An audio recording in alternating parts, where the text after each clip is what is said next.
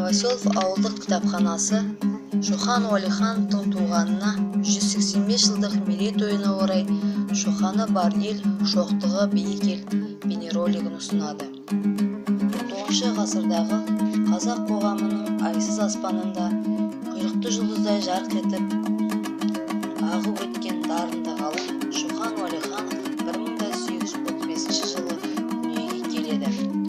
Шоқанның әкесі Шыңғыс Уәлиханов білімді адам болған. Шоқанның өз атасы Уәли орта жүздің ханы болған. Арғы атасы Қазақ ордасының ұлық ханы Абылай ханның шөбересі. Шоқан Уәлиханов толық есімі Мұхаммед Ханафия, ал Шоқан анасының еркелетіп қойған аты. 1847 жылы қыркүйекте әкесі Шоқанды омбы кадет корпусына оқуға орналастырады.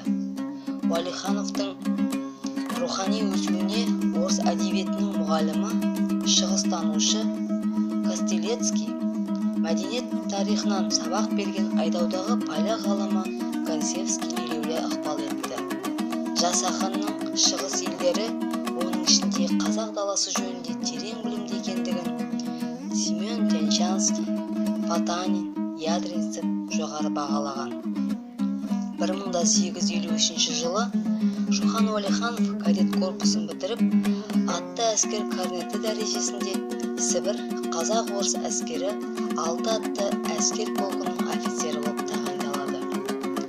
Туған елі мен шығыс елдерін зерттеуге деген қызығушылық Шоқанның бойында кадет корпусында оқып жүрген кезде-ақ пайда болады. 1856 жылы Шоқан Уәлиханов Стокгольмге бірінші рет саяхат жасайды.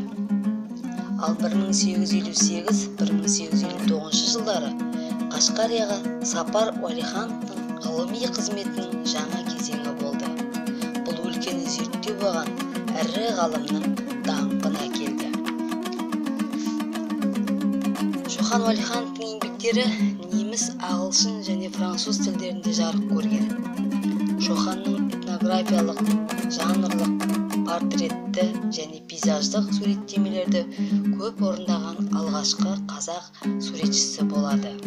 Оларды ғылыми және сапарға шығу күнделіктерінде суреттеген.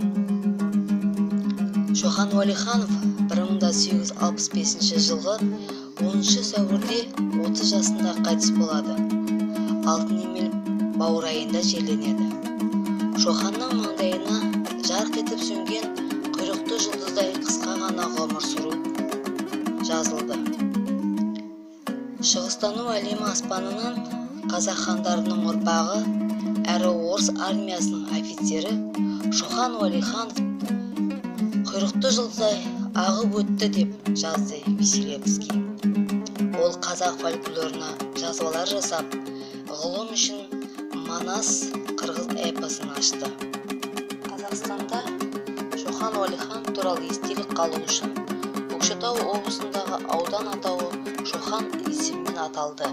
Және Қостанайда Әулиекөл және Құшмұрын селоларында ұлы ғалымның есімімен көшелер аталған. Қостанай облысындағы Сарыкөл ауданы және Әулиекөл селоларында мектептер аталған.